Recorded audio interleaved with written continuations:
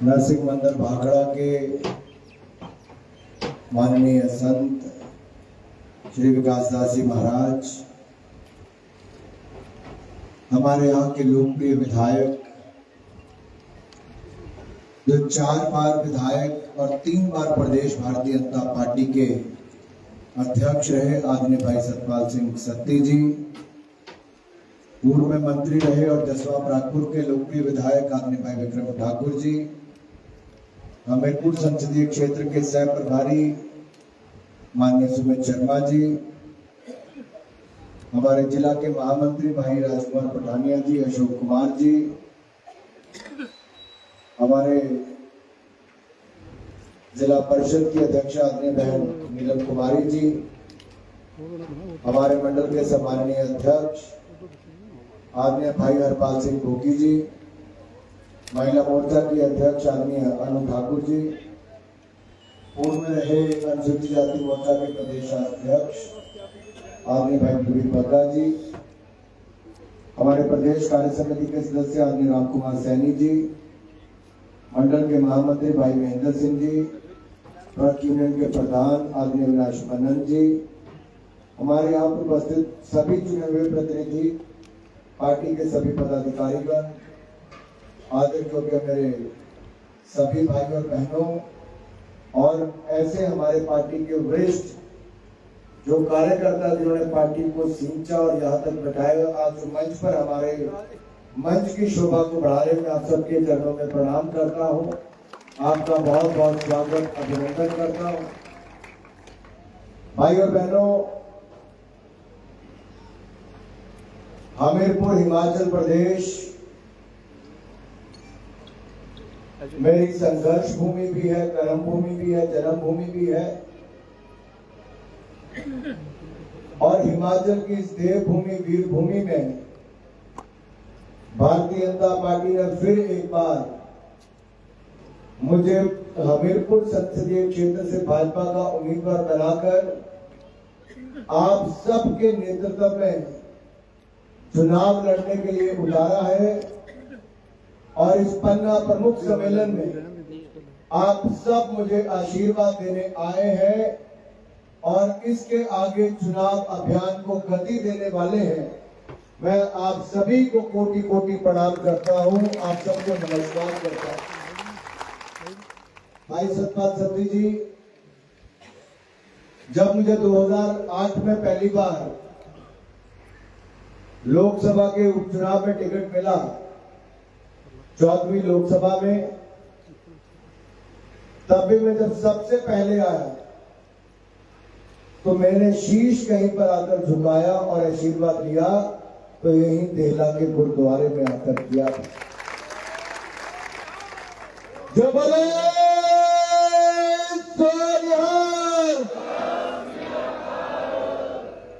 बड़ी सत्ता से नारा नहीं लगा, जयकारा नहीं लगा। मैं एक मौका फिर दे देना था। जो बोले सोनिहाल, जो बोले सोनिहाल, जो बोले सोनिहाल। फोन लगा ना बेटा कि मेरे पूरे पार्लियामेंट की 850 पंचायत जो सानों बड़ा पिंड ते पंचायत कोई है तो उसका नाम गेला है। क्या थोड़ा आवाज भी जोरदार जानी चाहिए। और भाई और बहनों, जब हम पन्ना प्रमुख की बात करते हैं तो आदरणीय श्रीकांत शर्मा जी ने बताया कि पार्टी का त्रिदेव हो, पोलिंग बूथ की समिति हो या हमारे पन्ना प्रमुख, ये हमारी पार्टी की एक बहुत बड़ी ताकत है जो पोलिंग बूथ पर भारतीय जनता पार्टी को मजबूत करती है, हमारी पार्टी में नए लोगों को शामिल करवाती है, पार्टी की विचारधारा से उनको जागरूक करती, साथ जोड़ती है, मोदी सरकार की उपलब्धियों को जन जन तक पहुंचाती है, आपके सांसद, आपके विधायक के द्वारा किए गए कार्यों को जन जन घर घर तक पहुंचाने का काम करती है। और अब जब नरेंद्र मोदी जी ने देश को कहा है कि मैं भारत को विकसित भारत बनाऊंगा, तो मेरे पन्ना प्रमुख भाई और बहनों को भी इस संकल्प से सिद्धि की यात्रा में जुड़ना है और विकसित भारत बनाने के लिए हमें हिमाचल की 4 सीटें और देश में 400 पार करके मोदी जी को एक बार फिर प्रधानमंत्री बनाना है। आज देश की जनता ने मन पक्का कर लिया।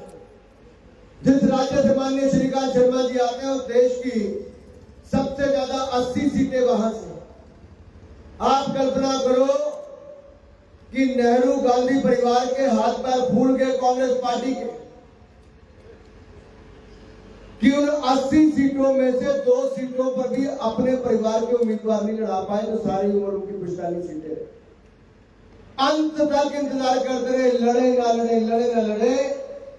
पहले अमेठी हारे तो वायनाड चले गए, वायनाड गए तो उत्तर भारतीयों को अपशब्द कहते रहे। अब लग रहा है वायनाड भी हार जाएंगे, अमेठी में भी कुछ नहीं बचा है तो कहां जाएंगे। तो मां ने कहा बेटा कहीं और नहीं, रायबरेली से ही लड़ लो। जहां पर बहन प्रियंका जी की नजर थी वहां से उनको नहीं लड़ने दिया, जहां जीजा जी रॉबर्ट वड्रा की नजर थी वहां से अमेठी को उनको नहीं लड़ने दिया। अभी उनके परिवार की बात इसमें मुझे कुछ नहीं कहना, लेकिन सच्चाई ये है मेरे साथियों, कांग्रेस के सूरत के कैंडिडेट ने भी उम्मीदवारी वापस ले ली, उनके इंदौर ने कैंडिडेट ने भी उम्मीदवारी वापस ले ली, उनके उड़ीसा के उम्मीदवार ने वापस ले ली। अब पता नहीं और किस किस ने अपनी उम्मीदवारी वापस ले ली।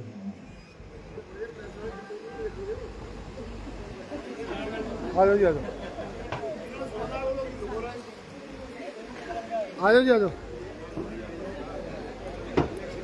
आखिरी तारीख तक का इंतजार करना, पता नहीं कौन कौन उम्मीदवारी वापस लेगा भाई। लेकिन हमें अपनी कमर कस के चलना है, हमें अपनी उपलब्धियों को जन जन तक पहुंचाना है और आपको लोगों को याद करवाना है कि जब 2014 में हम देश के सामने वोट मांगने गए थे तो हमने क्या कहा था। हमने लोगों से कहा था इस कांग्रेस ने देश को लूट कर खोखला कर दिया। कॉमनवेल्थ खेल घोटाला, पूंजी घोटाला, अंतरिक्ष देवास घोटाला, कोयला घोटाला, नेशनल हेरल्ड घोटाला, अगस्ता वेस्टलैंड घोटाला, सबमरीन घोटाला, न जाने लंबी लिस्ट घोटालों की थी। अब तो मुझे ही भूलने शुरू हो गए 10 साल बाद।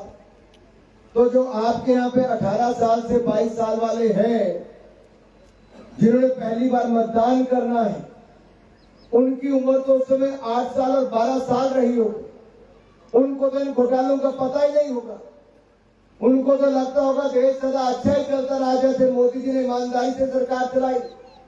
उनको याद करवाना युवाओं को, और युवा मोर्चा की सबसे बड़ी जिम्मेदारी ये है, न मतदाताओं का सम्मेलन कराने से पहले हर पोलिंग बूथ पर जाकर छोटी छोटी टोलियों में युवाओं को बताना है इस कांग्रेस ने देश को लूट कर खोखला कर दिया था। 2014 में हमने कहा था हम आएंगे, ईमानदार सरकार चलाएंगे, तो कांग्रेस ने कहा कौन चलाएगा? कांग्रेस ने कहा ये चाय बेचने वाला मोदी चलाएगा। तो देश की जनता ने कहा हम देश बेचने वाली इस कांग्रेस पार्टी को नहीं लाएंगे, ईमानदार चाय बेचने वाले मोदी को देश का प्रधानमंत्री बनाएंगे।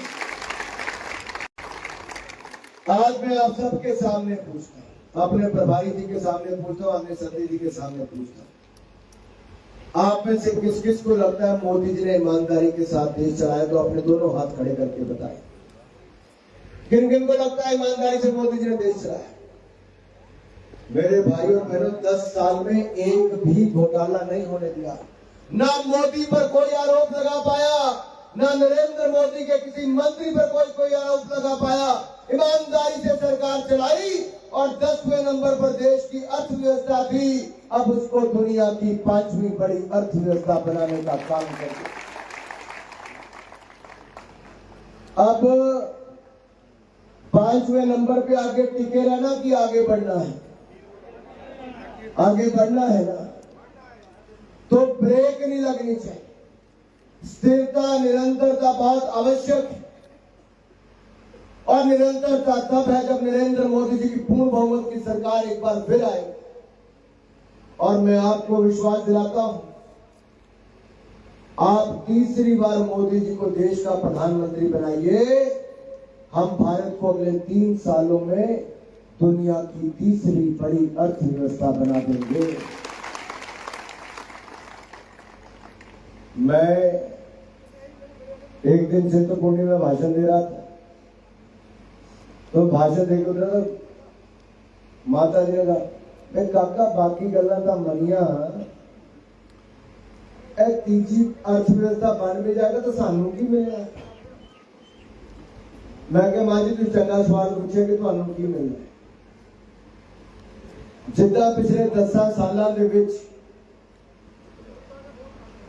कांग्रेस ने 2004 तो 14 ਦੇ ਵਿੱਚ कुछ नहीं किया, देश का पठा बिठाता, लेकिन मोदी ने 10 सालों की किया मैं ਤੁਹਾਨੂੰ ਦੱਸਣਾ ਚਾਹੁੰਦਾ।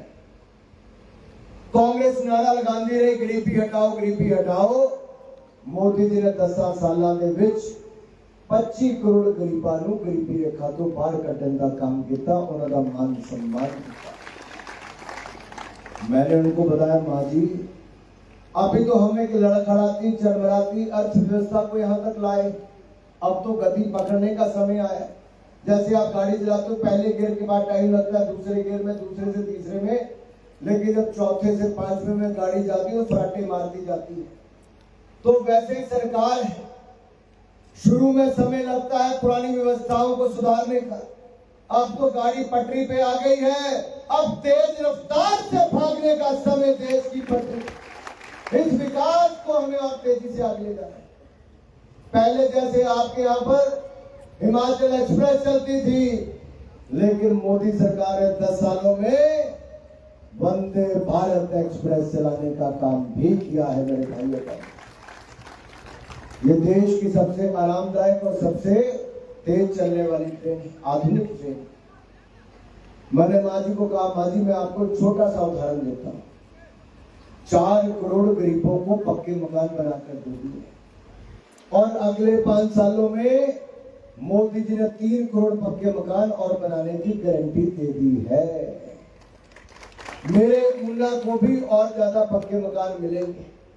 12 करोड़ शौचालय बना दिए, 10 करोड़ बहनों को रसोई गैस का सिलेंडर और चूल्हा मुफ्त में दे दिया। जयराम जी की सरकार आई तो उन्होंने मुख्यमंत्री गृहिणी योजना चला के उनको भी रसोई गैस का सिलेंडर और चूल्हा बाकियों को मुफ्त में दे दिया। हमने आयुष्मान भारत योजना में 60 करोड़ लोगों को 5 लाख रुपए का इलाज मुफ्त में दिया। जितना पूरा यूरोप गिन लो, रशिया को गिन लो, इन सारी आबादी से ज्यादा केवल भारत ने 5 लाख रुपए का इलाज मुफ्त में देने वाला देश दुनिया का नंबर 1 देश बना। जयराम जी ने प्रदेश में हिमकेयर योजना चलाई और यहाँ पर उससे भी 5 लाख की सुविधा दी इलाज। कांग्रेस की सरकार आई, उन्होंने बंद करवा दी। मेरे भाई और बहनों, मोदी जी ने कहा है ये 75 साल वाले ऊपर बैठेंगे, 70 साल वाले नीचे बैठे हैं। अब आपके बच्चों को आपके इलाज का खर्चा नहीं उठाना, आपका बेटा आपका भाई नरेंद्र मोदी 5-5 लाख रुपए का खर्चा हर साल आपको अगले 5 साल तक उठाते रहेंगे, सारे 70 साल से ज्यादा वाले। और यही नहीं, हमने हर घर को नल से जल देने का काम, अरे हमने पाइपें डाल दी, टूटियां लगा दी और साथ में आपको पानी पहुंचा दिया। ये कांग्रेस की सरकार में पानी छोड़ने का काम भी नहीं इनसे हो पाया। ऐसी हालत के सालों पे हो गए। हमने 80 करोड़ लोगों को 5 किलो अनाज बिल्कुल मुफ्त में दिया, दाल भी दी। और खुशी की बात यह है मोदी ने अगले 5 साल की गारंटी भी मुफ्त अनाज की दे दी है। 12 लाख करोड़ रुपया खर्च करके, 12 तालियां मोदी जी के लिए, 12 लाख करोड़ रुपया खर्च किए। मेरे भाइयों बहनों, एक और आज कांग्रेस का एक नेता है जो मंत्री है झारखंड का, उसके पीए के नौकर के घर पे 25 करोड़ रुपया नकद मिला। कितना मिला?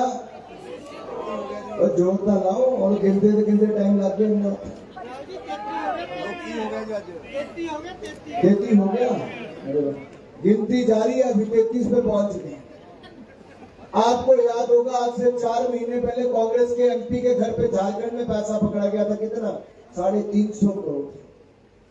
अभी वो तो एमपी के घर पकड़ा गया था, यहाँ कांग्रेस के मंत्री के पीए के नौकर के घर पकड़ा गया। अगर पीए के नौकर के घर इतना तो मंत्री के पास कितना होगा?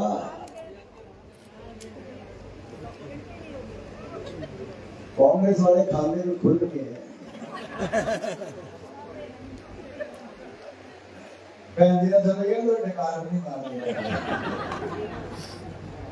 भाई और बहनों, एक नहीं अनेक उदाहरण मिलेंगे जहां कांग्रेस के भ्रष्ट नेताओं के पास पैसे मिलते हैं। और जब नरेंद्र मोदी जी की सरकार में स्वतंत्र जांच एजेंसियां अपनी कार्रवाई करती, सीबीआई, ईडी और बाकी संस्थाएं, इनकम टैक्स की, तो ये लोग कहते हैं कि मोदी सरकार दुरुपयोग कर रही है एजेंसियों का।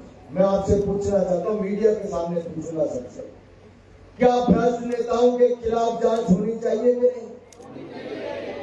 मुझे तो बता दिए, जरा मीडिया वाले उधर भी देखिए भाई कितने बता रहे हैं। भ्रष्ट नेताओं के खिलाफ जांच होनी चाहिए कि नहीं? कार्रवाई होनी चाहिए कि नहीं? जेल में डालना चाहिए कि नहीं? इसीलिए अरविंद केजरीवाल जेल में है, मनीष सिसोदिया जेल में है, उनके नेता सत्येंद्र जैन जेल में है।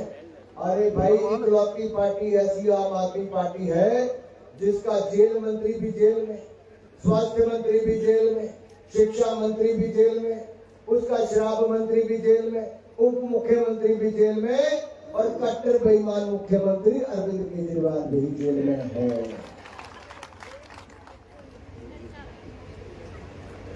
अब ऐसे राजनीतिक दलों से छुटकारा चाहिए कि नहीं? अगर चाहिए तो फिर एक बार मोदी की सरकार चाहिए। 1 तारीख को आपके परिवार का हर वोट कमल का बटन दबाकर रिकॉर्ड लीड दिलाने के लिए मोदी सरकार बनाने के लिए चाहिए। उसके लिए हमें कुछ काम करना पड़ेगा। उसके लिए हमने आपको एक ये बैग आएगा आपके पास। बैग है भाई? कोई सैंपल बैग है तो मुझे बैग देना चाहिए। ये इस तरह का फॉर्म आएगा, इसके आगे 3 खाने बने। एक जो नया वोटर आपके यहाँ पे बना है, न्यू वोटर, नवमतदाता, उसका नाम और उसका नंबर आपने लिखना है और उसका वहां का एड्रेस। अगला है, आपके इलाके से कोई बाहर काम करता है, दिल्ली में, लुधियाना, जलंधर, पंजाब, कहीं भी काम करता है, उसका वहां का एड्रेस और वहां का टेलीफोन नंबर लिखना है। और फिर तीसरा है, कोई सेना में, अर्धसैनिक बल में है तो उसके यूनिट का एड्रेस और उसका नंबर भी लिख के दे, ताकि अगर हमें जीत बड़ी करनी है तो हर एक वोट को हमें लाकर वोट डलवाना है। हम उनसे आग्रह करेंगे, आपने भी हर परिवार से आग्रह करना है कि वो उन वोटर्स को बुलाए और भारी मतदान करवाए। एक आपके बैग में ये पत्रक है, ये मेरे कुछ काम है जो मैंने पिछले कुछ वर्षों में किए, लेकिन इससे बहुत ज्यादा काम ऐसे जो हमने विधानसभा, पंचायत, गांव स्तर पे किए, वो सारा इसमें उल्लेख नहीं आ सकता, लेकिन आप सबके पास वो जानकारी भी है। मेरा आप सबसे निवेदन है, पन्ना प्रमुख के पास 6 से ज्यादा घर नहीं है, बड़ी हद होगी तो 7 घर होंगे, और वो एक दिन में 15-15 मिनट भी एक घर पे लगाए तो 3 घर सुबह, शाम और शाम को 4 घर करेगा तो 7 घर हो जाएंगे। और एक दिन में कल आपको एक काम खत्म करना है, कल ही बैठ जाएंगे कि विजय पड़ना 2 दिन बाद, आपको 2 दिन बाद आपको आपके बैग मिल जाएंगे। बैग में आपके पास काफी मटेरियल होगा, हर घर पे पार्टी की ओर से इस तरह का बैग आपको मिलेगा, और इस बैग के अंदर स्टिकर होगा। स्टिकर आपने उस घर पे लगा देना है, बैग अपने आप ही लगा लेना है, और बाकी बैग वहां पे परिवार वालों को भी एक एक बैग करके आपने दे देने। आपका जब सामान खत्म हो जाएगा तो आपने ये फॉर्म भर के पार्टी के पोलिंग बूथ अध्यक्ष को देना है। बैग अपने पास रखना, बैग मत वापस करना। लेकिन बैग आपने अगर रोज बाजार जाते हो, दूसरे दिन जाते हो, तो अगले 1 तारीख तक आपने इसी बैग को लेकर बाजार में जाना है और बाजार वालों को भी पता लगे कि वोट कमल के फूल पर ही डालना है। भाई और बहनों, भाई सतपाल सत्ती जी जब हमारे प्रदेश के अध्यक्ष थे, विधायक भी थे, भाई विक्रम जी, हम लोगों ने एम्स मंजूर करवाने के बाद 1762 करोड़ रुपए का मिलने के बाद ये असंभव हो गया था कि अब और कोई बड़ा प्रोजेक्ट मिलेगा। भाई सत्ती जी हमारे अध्यक्ष थे, मैं और वरिंदर कंवर जी इनके साथ गए, राजेश ठाकुर जी को भी लेके गए, बलबीर जी को भी, हम नड्डा जी से भी मिले, हम मोदी जी से भी मिले, और एम्स के बावजूद हमने 500 करोड़ रुपए का पीजीआई अपने ऊना के लिए मंजूर करवा कर लाए हैं। और आजकल उसकी इमारत बनती देखो, इतनी बड़ी बिल्डिंग बन रही है, हमारे पूरे बाजार को, हमारे पूरे इलाके को एक बहुत बड़ा वरदान मिलने वाला है। जब प्रदेश के अलग अलग जिलों के लोग यहाँ पर अपना इलाज करवाने आएंगे, पंजाब वाले भी आएंगे, तो चाय बेचने वाले से, ढाबे वाले से, दुकान वाले से लेके बाकी सबके भी आय के साधन बने। टैक्सी वाले से लेके रिक्शा वाले को भी लाभ मिलेगा, सब्जी वाले से लेके दूध वाले को भी फायदा मिलेगा। बड़े प्रोजेक्ट आने से लाभ मिलता है। हमने ट्रिपल आईटी ऊना में बनाया, केंद्रीय विद्यालय स्कूल में बनाया, नवोदय विद्यालय से लेके बाकी अन्य प्रोजेक्ट बनाए। अब प्रदेश का पहला सिंथेटिक फुटबॉल फील्ड वो भी हम ऊना में बनाने जा रहे हैं, हल्दी में बनाने जा रहे हैं। भाइयों बहनों, यही नहीं, अनेकों और प्रोजेक्ट, सड़कें एक नहीं, यहाँ से लेके अंब तक से लेके बाकी भी बनाने का काम किया। ऊना से लेके भोटा तक की सड़क हमने बनाई, और सबसे बड़ी बात ये, जो रेलवे लाइन कभी बनती नहीं थी उसको भी दौलतपुर चौक तक पहुंचा दिया है, विद्युतीकरण कर दिया है।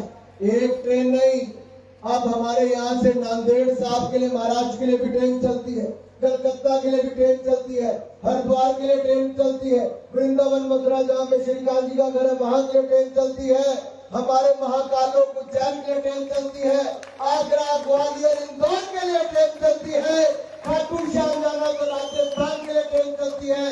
हमारे यहाँ से देश की सबसे तेज वंदे भारत एक्सप्रेस भी हमारे ऊना से चलती है। मेरे भाइयों और बहनों, ये सब तब संभव हुआ जब नरेंद्र मोदी जी की सरकार बनी। अनुराग ठाकुर सांसद तो पहले भी बना, लेकिन मोदी जी की सरकार नहीं बनी। मैं कांग्रेस के आगे गिड़गिड़ाता था, लड़के प्रोजेक्ट लाता था, लेकिन उस समय प्रदेश की सरकार कांग्रेस की नहीं लागू करती। हम मोदी जी से लाए भी, जयराम जी की सरकार में लागू भी करवाया। उससे पहले भी अगर अटल जी की सरकार थी, प्रदेश में धूमल जी की सरकार थी, तो अटल जी ने औद्योगिक पैकेज दिया 1 दिसंबर 2002 को। आज हिमाचल में जो 7 लाख लोग काम करते हैं, काला पोंटा साहब से लेके बद्दी नालागढ़, ऊना, हरोली से लेके संसारपुर टेरिस तक, वो 7 लाख लोग लगे तो प्रेम कुमार धूमल जी, अटल बिहारी वाजपेयी जी के इंडस्ट्रियल पैकेज के कारण लगे। और उसके बाद अगर कोई बड़ा औद्योगिक पैकेज फिर मिला तो हमें बल्क ड्रग पार्क और मेडिकल डिवाइस पार्क, जहां 30,000 लोगों को और नौकरियां मिलेंगी, मोदी जी ने दिया है। मेरे भाई और बहनों, नरेंद्र मोदी जी, विक्रम ठाकुर जी हमारे उस समय उद्योग मंत्री थे। हम सबके प्रयासों के कारण ये सब संभव हो पाया। लेकिन मैं पूछता हूं कांग्रेस से, मेरे बल्क ड्रग पार्क का किया क्या इन्होंने? 1.25 साल से किया क्या? सैकड़ों करोड़ दे दिए, कुछ किया नहीं। इसी तरह से हमने 150-200 करोड़ पहले दिलाए थे इंडस्ट्रियल पार्क के लिए, वहां पे भी क्या हो? हमने केंद्र से कोई कमी नहीं छोड़ी, आगे भी नहीं छोड़ी। आप देखिए, हमीरपुर संसदीय क्षेत्र एक ऐसा संसदीय क्षेत्र है प्रदेश में नहीं देश में, जहां कीरतपुर से लेके, भनोपली से लेके बिलासपुर की रेलवे लाइन अगले साल पूरी हो जाएगी। 4 लेन हाईवे में अभी बिलासपुर से चल के आया तो 1.25 घंटे में मैं बिलासपुर से ऊना पहुंच गया। पहले 3-3.5 घंटे लगते थे नहीं लगते थे। आज 1.25 घंटे में पहुंचते हैं, तो नरेंद्र मोदी की सरकार के कारण पहुंचते। आपका तेल भी बचा, समय भी बचा, पैसा भी बचा। मेरे भाई और बहनों, अब तो हम एक और करने वाले हैं। हम अमृतसर साहब से लेके ऊना को 4 लेन हाईवे से जोड़ने वाले हैं। हमारा हमीरपुर से पठानकोट का 4 लेन का काम चल रहा है, हमीरपुर से शिमला का 4 लेन का काम चल रहा है। सब तरफ को आपको 4 लेन हाईवे मिलने वाले हैं।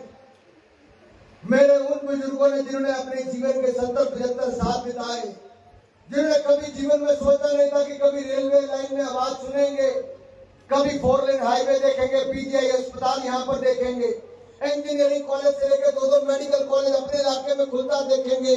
वो केवल 10 साल में संभव करके दिखाया, तो नरेंद्र मोदी की सरकार ने संभव करके दिखाया। सोचो अगर हम 10 साल में ये कर सकते हैं तो अगले 5 सालों में क्या और कर सकते हैं। ये हुई ना बात, ये हुई बात। ये होनी चाहिए आकांक्षाएं आगे बढ़ने की। और जब मेरा कार्यकर्ता, मेरा नेता और मेरे यहाँ के मतदाता अगर वो इस तरह की भावना रखते हैं, हमें अपने इलाके को आगे बढ़ाना है और मुझ पर विश्वास दिलाते हैं, तो मैं भी आपको विश्वास दिलाता हूं, आपकी आकांक्षाओं पर खरा उतरूंगा, आपका सिर कभी झुकने नहीं दूंगा। हमने पहले भी किया, आगे भी करेंगे। मोदी जी ने 1 रैंक 1 पेंशन भी कर दिया है, टेंशन को दूर कर दिया है। 1 करोड़ बहनों को लखपति दीदी बना दिया।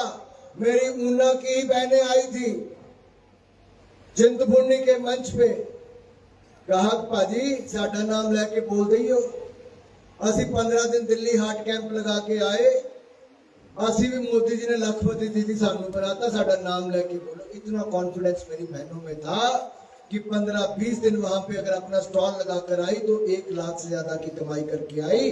अब 3 करोड़ बहनों को लखपति दीदी बनाने का काम अगले 5 सालों में मोदी सरकार करके देगी। आपके लिए पीएम सूर्य घर योजना लेकर आए हैं। आप घर पे रूफटॉप सोलर प्लांट लगाइए, आपको 300 यूनिट बिजली के मुफ्त में मिलेंगे, 40% सब्सिडी मिलेगी और 15,000 रुपया साल का मुनाफा आपके बैंक खाते में जमा करवा दिया जाएगा। बिजली भी मुफ्त पे, कमाई भी हो जाएगी, कर्जा भी खत्म हो जाएगा। यही नहीं, जो लोहार का, तरखान का, मोची का, नाई का, कुम्हार का, बुनकर का, ऐसे 18 तरह के काम अलग अलग है। वो जो करते हैं या करना चाहते हैं, हम उनको प्रशिक्षण देंगे मुफ्त में।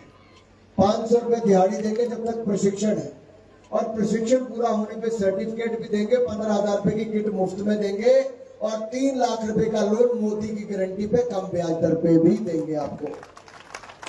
पीएम विश्वकर्मा योजना में आप अपनी रजिस्ट्रेशन करवा दीजिए, कईयों ने करवा दी है, बाकी करवा दीजिए। मुझे याद है बक्का जी आप लोगों ने करवानी शुरू कर दी थी, भाई सतपाल जी, आगे और हो जाएगी तो उसका हमें और लाभ मिलेगा। मुझे केवल इतना आपसे कहना है, शहरों में हमने रेडी पटरी फड़ी लगाने वालों को 10-10 हजार रुपया स्वनिधि योजना में दिया, बगैर किसी कागज लिए, बगैर किसी गारंटी के दिए। अब गांव में जो रेडी पटरी लगाने वाले हैं, उनको भी मोदी सरकार 10-10 हजार रुपया देने की तैयारी कर रही है। वो भी अपना काम धंधा कर सकते हैं, उनको भी कम ब्याज पे पैसा मिलेगा और ब्याज माफ हो जाएगा। ऐसे नहीं मेरे भाई और बहनों, कांग्रेस ने एक प्रोपोगेंडा फैलाया और मुझे लगता है वो यहाँ पर बता जी इसलिए करना जरूरी है कि ये जो आरक्षण खत्म करने की बात कांग्रेस करती है, मेरा सारी जनता से सवाल है, 10 साल मोदी जी की सरकार रही, क्या किसी SC, ST, OBC का आरक्षण का दर्जा हमने छीना क्या? छीना क्या? नहीं छीना ना। तो हम गारंटी देते हैं अगले 5 सालों में भी आपके आरक्षण को कोई हाथ नहीं लगा पाएगा। जब तक भारतीय जनता पार्टी है, आपके आरक्षण को कोई हाथ नहीं लगा सकता। अरे OBC का मैं तो ये कहना चाहता हूं, संवैधानिक दर्जा अगर OBC कमीशन को किसी ने दिया तो नरेंद्र मोदी जी की सरकार ने दिया। आज हंसराज अहीर जी उसके चेयरमैन है।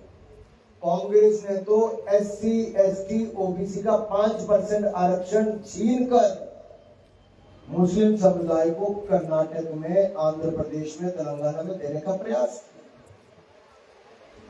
अरे भाई आपने SC, ST, OBC का दर्जा क्यों छीना?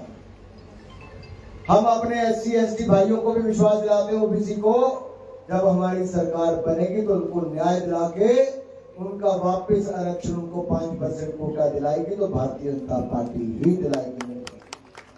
कांग्रेस कहती है कि भाजपा संविधान खत्म कर देगी।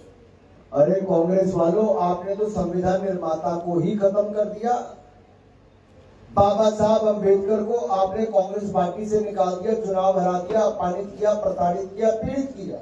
और नरेंद्र मोदी की सरकार आई तो पंचतीर्थ, नागपुर, मऊ, मुंबई, दिल्ली, लंदन, हर जगह पर म्यूजियम बनाने का काम सैकड़ों करोड़ रुपए की लागत से नरेंद्र मोदी ने बाबा साहब अंबेडकर के नाम पे किया है। गुरु रविदास जी का धाम हमने मध्य प्रदेश में बनाए। हमारे बनारस में इतनी भव्य प्रतिमा गुरु रविदास जी की बन रही है, संत रविदास जी की बन रही है। भगवान वाल्मीकि जी के नाम पे अयोध्या में एयरपोर्ट का नाम भी रखा, तो वाल्मीकि जी के नाम पे, महर्षि के नाम पे नरेंद्र मोदी की सरकार ने रखा। मेरे भाइयों बहन, हमने कहीं कोई कमी नहीं छोड़ी, ना ही आगे छोड़ेंगे। SC, ST, OBC के 71% लाभार्थी हैं फसल बीमा योजना में, PM किसान सम्मान निधि में। 52-53% लाभार्थी हैं आवास योजना से लेकर स्कॉलरशिप स्कीम तक। कहीं कोई कमी नहीं छोड़ी, आगे भी नहीं छोड़ेंगे। लेकिन एक बात मैं आपसे कहना चाहता हूँ, मेरे सिख भाई भी यहाँ पर बैठे हैं। आप याद करो, पंडित नेहरू ने आजादी के टाइम पे बॉर्डर के पास छोड़ दिया था हमारा गुरुद्वारा। आप दूरबीन लगाकर दर्शन करते थे। नरेंद्र मोदी जी की सरकार आई, करतारपुर कॉरिडोर किसी ने बनाया है तो नरेंद्र मोदी की सरकार ने बनाया। अब हेमकुंड साहब पे रोपवे बनाने का काम कोई कर रहा है तो नरेंद्र मोदी की सरकार कर रही। 550वां प्रकाशोत्सव गुरु नानक देव जी का मनाया मोदी सरकार ने। 400वां प्रकाशोत्सव गुरु तेग बहादुर जी का मनाया। और साहबजादों का शहादत को वीर बाल दिवस के रूप में पूरे देश ने बनाया तो नरेंद्र मोदी की सरकार ने बनाया। कांग्रेस ने क्या किया? कांग्रेस ने तो 84 के दंगे दिए थे और दंगों में शामिल जगदीश टाइटलर, सचिन कुमार और बाकी कमलनाथ जैसे नेताओं के नाम बड़े बड़े पदों पर कांग्रेस ने दिए, मुख्यमंत्री तक बनाने के काम। इस कांग्रेस से मिला क्या है? SIT का गठन भी किसी ने किया 84 के दंगों में तो मोदी सरकार ने किया। अरे कांग्रेस के नेता अगर आज कहते हैं, कांग्रेस के नेता कहते हैं कि परमाणु हथियार खत्म कर दो, क्या आपको लगता है भारत को परमाणु हथियार खत्म कर देने चाहिए? क्या भारत की सेना को कमजोर कर देना चाहिए? अरे राहुल गांधी जी की तारीफ कौन कर रहा है? पाकिस्तान के मंत्री राहुल गांधी जी की तारीफ कर रहे हैं। वो कहते हैं राहुल गांधी आना चाहिए पाकिस्तान वाले। और जब परमाणु हथियार को खत्म करने की बात करते तो तालियां भी पाकिस्तान से बजती हैं। इनके प्रशंसक अब हिंदुस्तान में नहीं पाकिस्तान में है। और इसीलिए जब हमारी सेना के लोग एयर स्ट्राइक, सर्जिकल स्ट्राइक करते हैं तो इसको फर्जी बताते हैं। हमारे सेना के जवान डोकला में मुंह तोड़ जवाब चीन के सैनिकों को देते हैं तो हमारे सैनिकों को कहते हैं उन्होंने कुछ नहीं किया। और राहुल गांधी चीन के डिप्लोमेट से बंद कमरे में गुफ्तगू करते हैं। कांग्रेस पार्टी चीन पार्टी से पैसा अपने लिए लेती है, किस काम के लिए लेती है? मैं पूछना चाहता हूं, कौन सी ताकतें हैं कांग्रेस पार्टी के पीछे? चीन पाकिस्तान की। क्या आपको लगता है चीन और पाकिस्तान का हस्तक्षेप, ये हाथ जो कांग्रेस पार्टी के साथ दिखता है, ये उचित है क्या? क्या शर्म नहीं आनी चाहिए? अरे मेरे भाई और बहनों, अगर देश को सुरक्षित रखना है, समाज को एकजुट रखना है, सीमा सुरक्षा रखनी है, सेना को सशक्त करना है और अपने सनातन धर्म को बचाना है, भारत को आगे बढ़ाना है, तो 1 तारीख को कमल का बटन दबाकर फिर मोदी सरकार को बनाना है, फिर मोदी सरकार को बनाना है। और अगर मन पक्का कर लिया है, जोर लगाने के लिए तैयार हो, भाई सत्य जी के नेतृत्व में उनका सबसे ज्यादा लीड देने के लिए तैयार है, तो मेरे साथ जोर लगाकर बोलिए भारत माता की। वो 4 लोगों ने सफेद कुर्ते वालों के हाथ और ग्रे टी शर्ट वाला जिसने ऐसे हाथ रखा, आपका भी रखा। भारत माता की। वो पिंक टी शर्ट के साथ स्काई टी शर्ट वाला हाथ जो अपने ऊपर लेकर पैसा पगड़ी वाले के आगे व्हाइट शर्ट और पिंक टी शर्ट के बीच में भारत माता की, भारत माता की, भारत माता की, वंदे वंदे वंदे। भारतीय जनता पार्टी जिंदाबाद, भारतीय जनता पार्टी जिंदाबाद, श्री नरेंद्र मोदी जिंदाबाद, श्री नरेंद्र मोदी जिंदाबाद। नड्डा जी को जय श्री राम, नड्डा जी को जय श्री राम, श्रीकांत जी को जय श्री राम, विक्रम जी को जय श्री राम, सतपाल सत्ती जी को जय श्री राम, सतपाल सत्ती जी को जय श्री राम, उन्ना वालों को जय श्री राम। बहुत बहुत धन्यवाद। जय हिंद, जय हिंद।